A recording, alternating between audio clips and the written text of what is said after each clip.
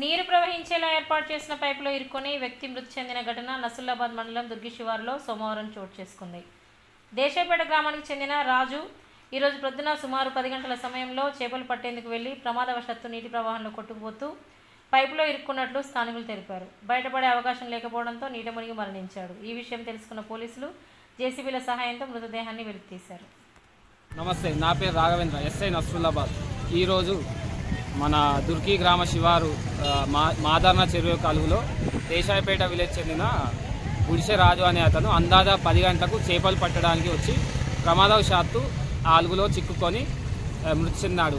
మా ఎన్డీఆర్ఎఫ్ మరియు ఫైర్ సిబ్బంది, పోలీస్ సిబ్బంది సహకారంతో ఆ మృతదేహాన్ని బయటకు తీశారు. నమస్తే.